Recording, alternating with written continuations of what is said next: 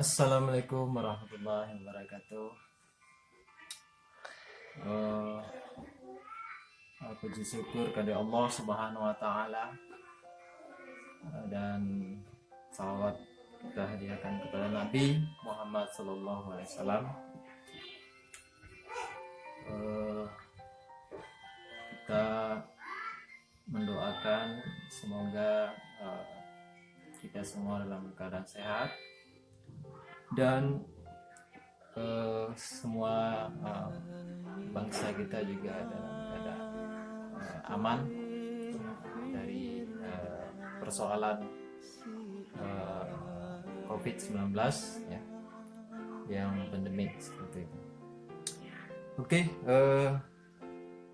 judul pembahasan kita hari ini mengenai iman dan kufur dalam pemikiran aliran-aliran kalam. Itu judulnya. Oke, kita bahas satu persatu. Pertama, mengenai apa itu iman, apa itu kufur, seperti itu. Seperti yang kita sudah jelaskan kemarin bahwasanya iman itu adalah keyakinan kepercayaan kita kepada Allah Subhanahu wa Ta'ala,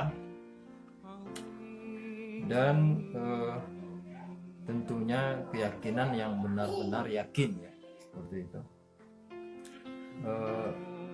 Dan kufur itu adalah kebalikan dari orang yang beriman, artinya orang yang kufur, orang yang kafir ya, orang yang sudah keluar dari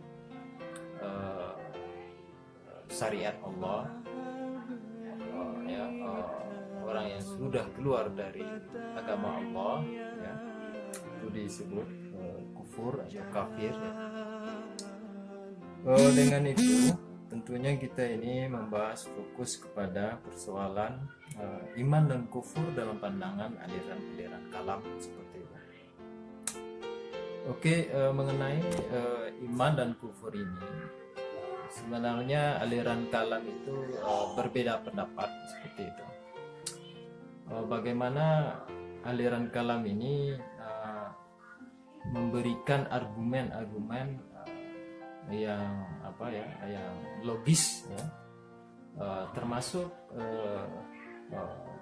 nanti adalah bagaimana Khawarij, Murji'ah, Mu'tazilah, Asy'ariyah ya, Maturidiyah maupun yang lain-lain tentunya berbeda dalam memahami iman dan kufur. Semua aliran ini pasti ya meyakini bahwasanya orang yang beriman itu adalah orang yang yakin lurus ya tauhidnya pada Allah Subhanahu wa Ta'ala, dan orang yang kufur adalah orang tidak menentang ya syariat atau ingkar dalam syariat Tuhan. Namun dalam hal ini perbedaan mereka memahami iman itu tentu ada titik tekannya ya. Terkait masalah pertanyaan dari beberapa mahasiswa mengenai ini, iman dan kufur itu apakah terkait perbuatan, ucapan atau keyakinannya? Dalam hal ini disinilah perbedaan titik tekan dari iman seperti apa. Jadi tentu ini terkait juga dengan dosa besar ya. Dosa besar, orang mukmin dosa besar, melakukan dosa besar, apakah dia mukmin atau dia kafir atau dia fasik gitu. Nah ini mungkin pembahasan kita seharusnya sebelumnya harusnya dosa besar. Jadi sekarang langsung saja kita bahas mengenai iman dan kekufuran. nanti kita bisa ulas lagi ya pertemuan selanjutnya bagaimana dosa besar bagi seorang mukmin seperti itu. Oke, berbeda-beda ya. Khawarij sendiri dia lebih kepada pemikiran yang sangat sederhana ya, letter X ya, tekstual ya. Jadi orang yang dia meyakini bahwasanya iman itu sendiri yaitunya terkait dengan amal. Jadi kalau seorang tidak mengamalkan sesuai dengan syariat Allah, atau orang yang meninggalkan apa yang ditentukan Allah, maka dia dinyatakan kafir. Maka halal seorang itu dibunuh ya. Maka orang yang di luar paham Khawarij itu cenderung dianggap sudah kafir ya, kafir seperti itu.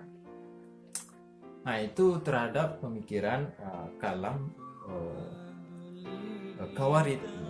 Sedangkan Murji'ah sendiri yang lebih cenderung kepada penundaan ya, penundaan keputusan bagi orang itu dinyatakan beriman, tentunya ketika orang beramal tidak sesuai dengan apa yang disyariatkan Allah, namun di hatinya tetap dia meyakini Allah, maka perbuatan amalannya itu tidak dianggap kufur ya, dalam artian keluar dari agama Islam ya, seperti itu. Jadi di sini nampak ditekan dari Murji'ah sendiri yang lebih bersifat optimis ya, bahwasanya Allah itu kita serahkan saja ke Allah. Kalau orang masih ada niatnya baik, pasti Allah pasti akan membalasnya dengan kebaikan seperti itu. Jadi titik tekannya bisa kita lihat. Lalu kemudian bagaimana juga Mu'tazilah? Mu'tazilah kita lihat orang yang sangat menonjolkan akal, meninggikan akal, ya, cenderung kepada akal yang rasional, sehingga ketika membahas iman dan kufur ini adalah ketika umat kaum muslimin melakukan dosa besar, namun belum tidak bisa dianggap dia mukmin maupun kafir, tapi lebih kepada keputusan fasik seperti itu. Karena dalam sesuai dengan ajaran Mu'tazilah ya, di antara dua posisi seperti itu bagi orang mukmin melakukan dosa besar.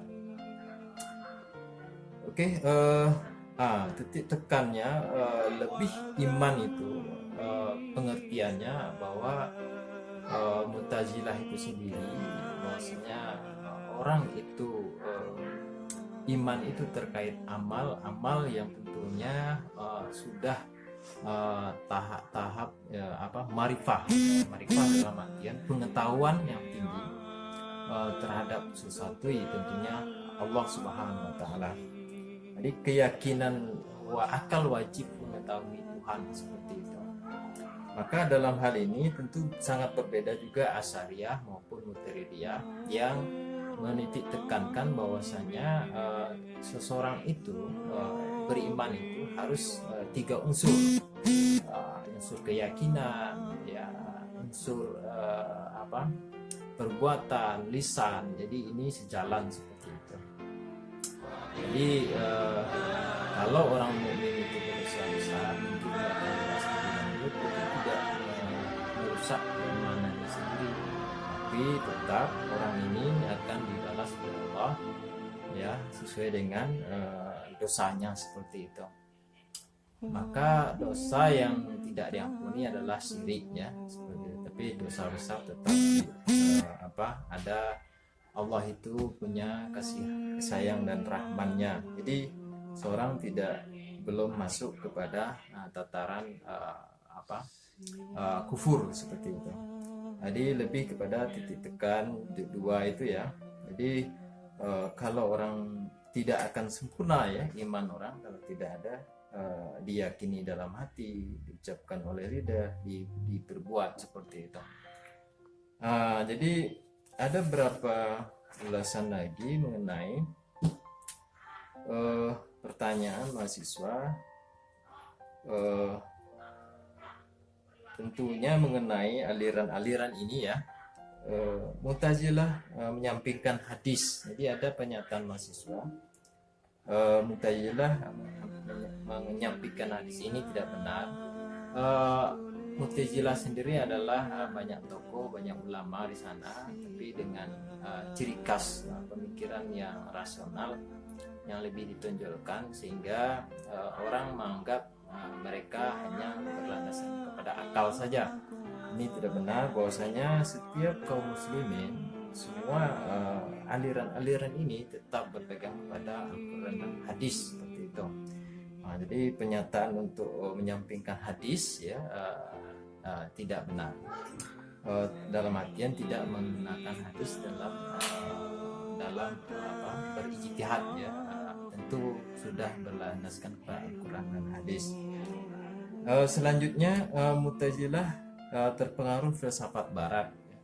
Saya pikir ini juga tidak tidak tepat ya, bahwasanya filsafat itu muncul itu di zaman Abbasiyah dan Umayyah ya, di masa Al-Kindi ya, yang membawa filsafat ke dunia Islam. Namun di sini perkembangan Mu'tazilah sendiri sebagai memang sering diidentikan dengan pengaruh filsafat, tapi tidak ya, ini masih dalam tataran pemikiran, pengembangan pemikiran umat Islam awal ya, seperti itu. Jadi ini yang saya klarifikasi kan, semoga bisa mencerahkan kita semua. Baik, barangkali ya itu ya yang bisa saya anggapi dari pertemuan kita sesi ini ya, pekan ini. Mudah-mudahan mahasiswa semua mendapatkan pencerahan ya, dan mudah-mudahan mahasiswa semua tetap semangat ya di rumah belajar ya dan berkegiatan. Semoga kita dijaga oleh Allah. Dengan itu saya sebagai saya mengucapkan akhir kalam. Wassalamualaikum warahmatullahi wabarakatuh.